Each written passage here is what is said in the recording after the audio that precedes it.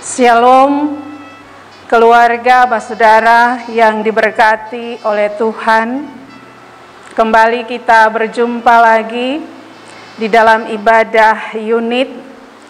Walaupun ibadah ini kita laksanakan di dalam keluarga-keluarga kita masing-masing, tetapi kita percaya bahwa Tuhan tetap hadir dan memberkati semua kita. Bacaan firman Tuhan di dalam ibadah ini kita akan membaca dari Yesaya pasal 24 ayat 4 hingga ayatnya yang ke-13.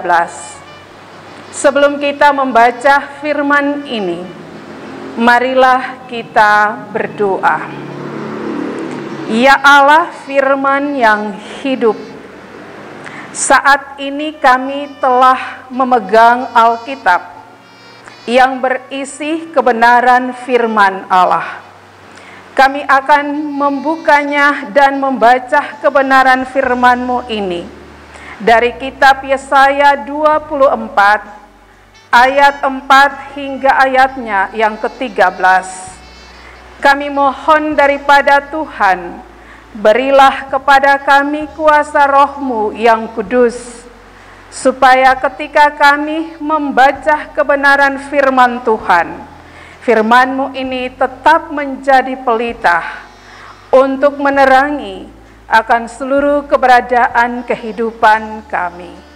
Kami berdoa di dalam nama Yesus. Amin. Bacaan firman Tuhan dari Yesaya 24 ayat 4 hingga ayatnya yang ke-13 yang bunyinya demikian. Bumi dihancurkan.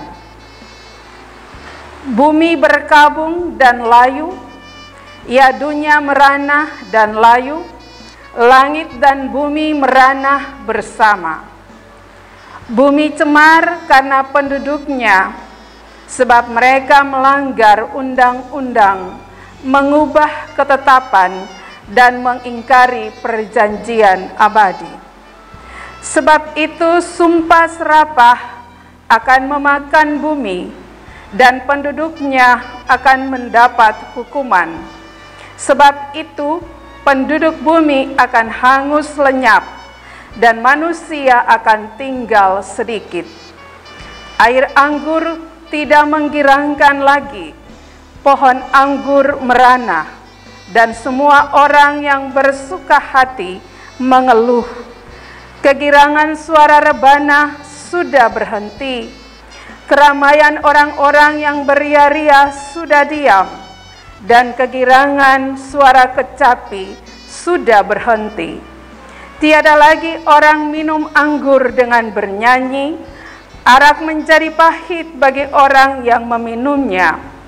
Kota yang kacau riuh sudah hancur, setiap rumah sudah tertutup, tidak dapat dimasuki. Orang menjerit di jalan-jalan karena tiada anggur, segala sukacita sudah lenyap, kegirangan bumi sudah hilang.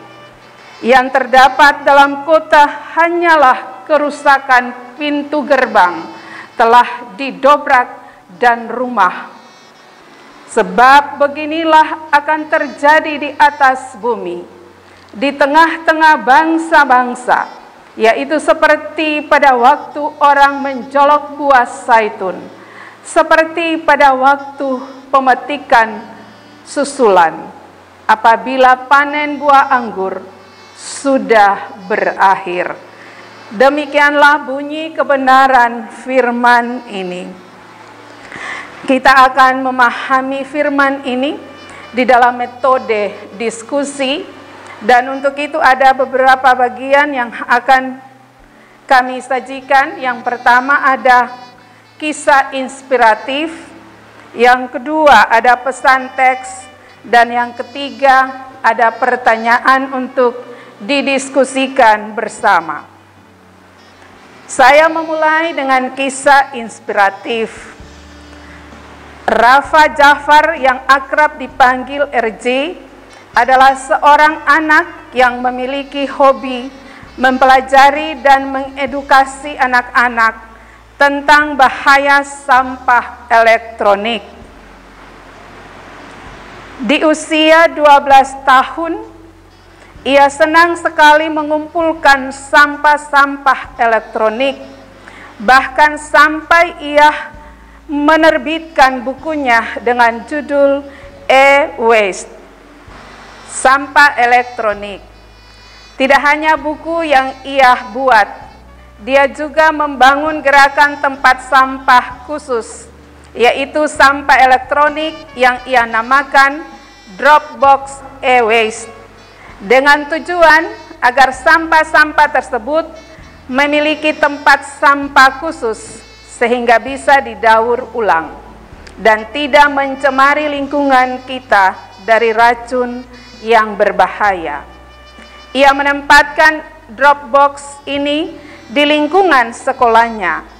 Dropbox ini sudah tersedia di Sekolah Dasar Cikal, di SMP Lab School, di Sekolah Tunas Mudah, dan yang bisa dipindah-pindahkan ketika RJ melakukan pameran atau kunjungan ke sekolah-sekolah lain.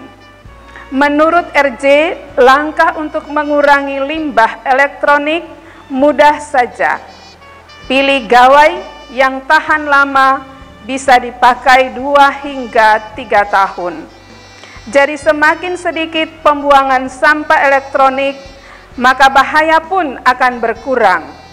Gerakan ini memang belum masuk dalam skala nasional, tapi keberhasilannya mengangkat isu sampah elektronik ini membuat dirinya ditunjuk sebagai duta cilik dalam konferensi perubahan iklim PBB di Maroko pada bulan November tahun 2016.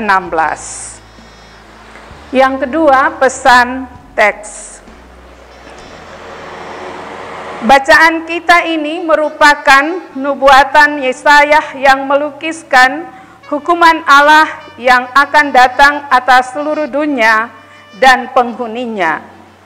Ia akan membinasakan sebagian besar bumi dan penghuninya. Penghuni bumi akan mengalami kesusahan besar. Ketika hukuman Tuhan terjadi bagi penghuni bumi, identitas pribadi, kekayaan, dan status tidak dapat menyelamatkan mereka dari hukuman itu. Tidak akan ada lagi sukacita, kegirangan, keramaian. Semuanya lesu, diam, dan sunyi. Murka Allah akan melanda seluruh bumi karena umat manusia telah mencemarkannya dengan dosa, kebejatan, dan kefasikan. Penderitaan akan dialami oleh umat manusia karena mereka bertindak sewenang-wenang terhadap bumi sebagai tempat hunian. Sekarang ini dosa merajalela, tetapi pada akhir zaman Allah menetapkan terjadinya suatu malapetaka yang mengerikan dan tidak terelakkan atas semua pihak yang senang dengan ketidakbenaran. Upah dosa adalah maut. Roma 6 ayat 23. Kebenaran ini ditunjukkan dalam skala internasional pada akhir zaman, manakala semua yang tidak bertobat dan berbalik kepada Allah akan dibinasakan.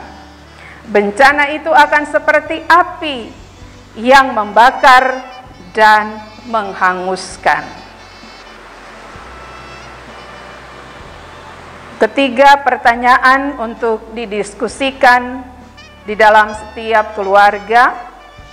Yang pertama, bagaimana pendapat saudara tentang apa yang dilakukan oleh bocah Rafa dalam kaitan dengan tema mingguan kita, jangan menyakiti bumi? Kedua, apakah yang dapat dilakukan setiap keluarga, termasuk anak-anak, sebagai tindakan nyata untuk tidak menyakiti bumi ini, melainkan menyelamatkannya bagi kehidupan bersama.